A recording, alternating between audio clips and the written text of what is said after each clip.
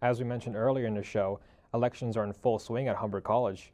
Students will begin voting on Monday for a new Ignite president, vice president, and 4 members of the board of directors. Here now is our interview with the second presidential candidate, Monica Kosla. Why are you running for president? I'm running for president because I want to see change. I think I've been at the school for a long enough period of time for me to know really what the students want, as well as what they need. And I think that I have the skills and abilities to really successfully put that into play if I were to get elected. Your focus has been mainly about accommodating accessibilities across all campuses. What kind of accommodations would you implement? So there's many changes.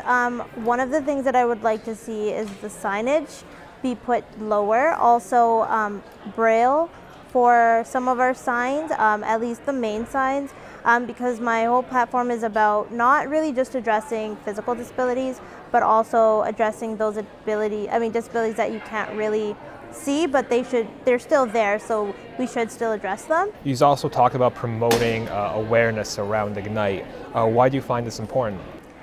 Because I think a lot of students don't think that they have they're not taking too much out of their social life at school, and school is one of those great places where through social events you can really network and meet people that are outside of your program, and connect with people and make really great friendships. But I find that there's just not a lot of awareness, and so a lot of the attitudes that students have is I go to class and then I go home and that's pretty much how their day goes. But I want to change that so that we can, get more out of their school experience, not just academically but socially, because I think that's just as important, because sometimes depending on who you know, it could land you your next job. So what kind of skills or qualities do you bring to the table? So I'm a really organized person. I'm also really flexible. I have really strong communication skills, both written and orally.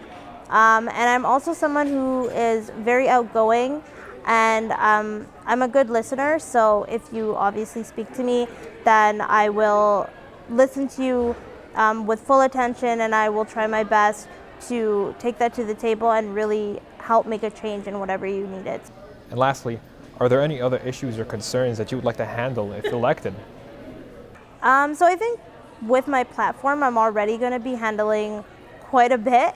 I don't want to take on too many things, because then that means that, more of my attention is going to be spread out. I think if we work on a few really big main things, then you'll get better results than if you were to just start everything and kind of put a little bit of attention. I think you won't get as good as results. So,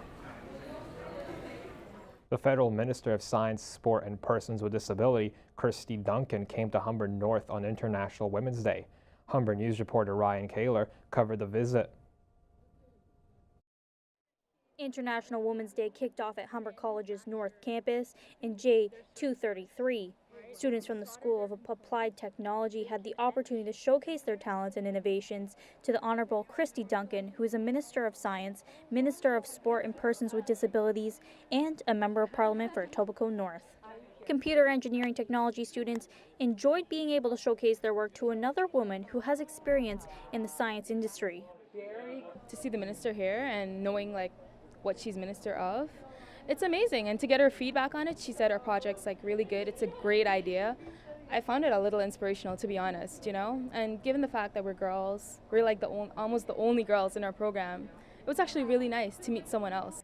Next, Duncan made her way to a luncheon at 7th semester where she spoke to female faculty and staff, as well as male faculty and staff, recognizing International Women's Day as a whole. Finally, to end the day, Duncan made her way to Humber's Gymnasium, where she met with the women's basketball team, who just won gold in the OCAA. She met with the team and even played some ball with the girls herself. CJ Nufuente had the opportunity to speak with Duncan and shares advice for girls in sports. Keep playing. Don't give up just because someone says you're not good. You'll always get better. You'll always find a way to play a sport you love. Maybe it's not by playing, but coaching or just teaching or doing something with the sport you love. So just continue to play and Just don't listen to other people when they tell you no. Alina Domingo also shared her advice. To girls that want to play sports, you can still wear lipstick, you can still like curl your hair, and also work hard and train and be determined and play sport. You can be whoever you want, literally. CJ Nofuente had the opportunity to reward Duncan with her very own Humber Hawk swag, where she had the opportunity to take photos with the team wearing that very new gift. Christy Duncan ends her night congratulating Humber. Ministers have been tasked with advancing women focused on equality. So kudos to Humber, congratulations, and let's keep working for equality for all. Brian Kaler, Humber College. The minister was visiting because of federal budget money to support marginalized people in pursuing science and technology-related fields. South Korea welcomed North Korean athletes as the 2018 Winter Paralympics kick off today in Pyeongchang. Unlike the opening of the Winter Olympics last month, the North and South Korean teams will not be marching under the same flag. The two nations failed to agree on which version of the unified flag to use, and so they'll march separately. However, South Korean President Moon Jae-in says that a pair of North and South Korean athletes will hold the Olympic torch together to enter the stadium. That's all for today. Remember, you can head to humbernews.ca anytime for all the day's news and much more. Humber News is written and produced by students in the journalism program. Our technical crew are students in the broadcast videography program. I'm Matt Offjosh. Thanks for watching. We'll see you again next time.